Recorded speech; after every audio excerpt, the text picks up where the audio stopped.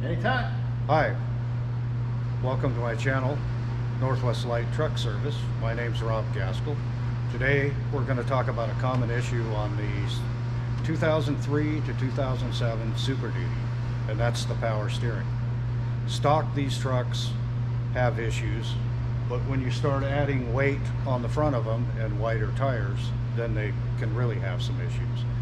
We have a solution to this problem, and we have a special guest here today. His name is Josh Sands. He's a professional videographer. You know him by his work.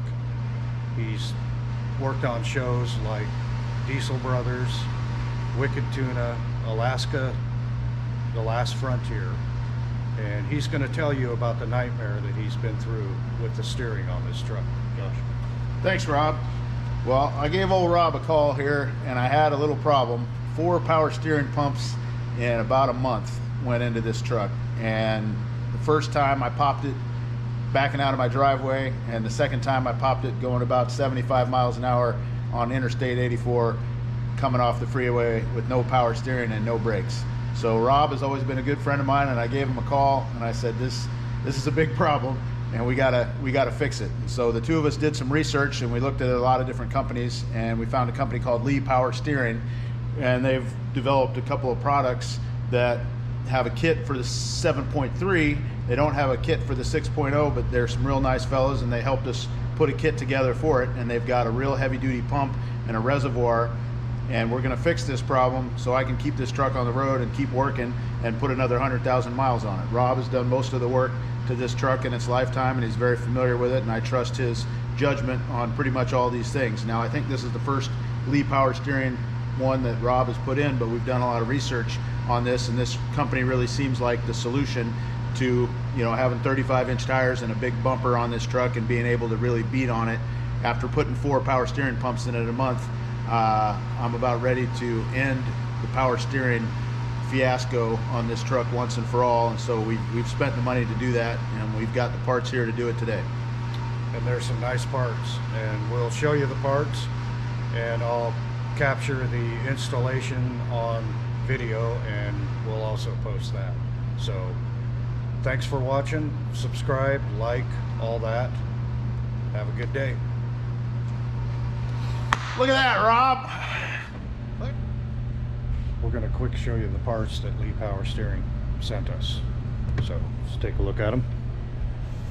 So first of all, they sent us one of their pumps, a nice looking pump. Came with a pulley, and then they built us this nice power steering reservoir. It's got cooling fins on it, and we also received a mount so we can mount the reservoir, and then they sent us the fittings that we need to adapt the return lines and the feed line to the pump.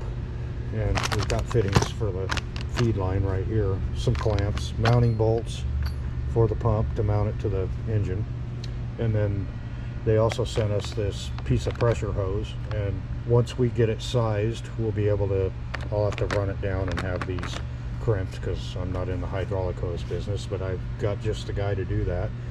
And they also sent us this adapter right here so we can adapt our pressure hose to the Hydro Boost. And this truck has a job next week in Montana, so we need to get going, so stay tuned for the install video. Thanks for watching. Welcome back.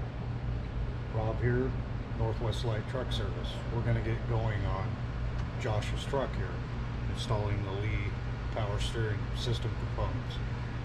Sorry Diane's not here. She has a day job. I know she's a lot cuter than I am, but there you go. So we're going to start by draining the coolant. We're going to pull the air cleaner. We're going to pull the left side battery because we're going to mount the reservoir in the same spot that the original reservoir is in. We're going to pull the fan shroud, the fan stator, and the fan blade to give us access to the belt and the power steering pump. We'll pull the left side CAC tube off.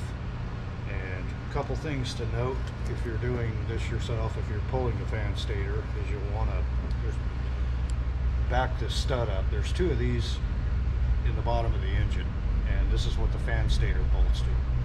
You'll want to back this up grab a hold of this with a 22 millimeter or a 7/8 open end wrench and hold it while you break it loose by hand, because what will happen is these will flex a little bit and you'll actually break the fan stator, and you don't want to do that. The other thing too is I see a lot of trucks with this shield missing. It goes on the fan stator, and it's actually on there for a reason.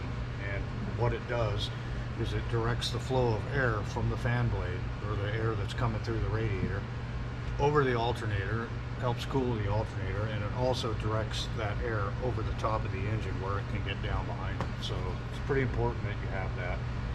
You know, the engineers thought it needed it, so they probably weren't wrong.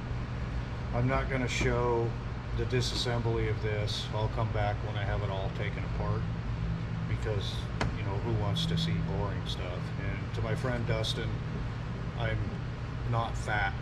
I actually have a sweatshirt on because it's wintertime, and I love you too. So I'll be back as soon as I get down to the power steering club. Thank you.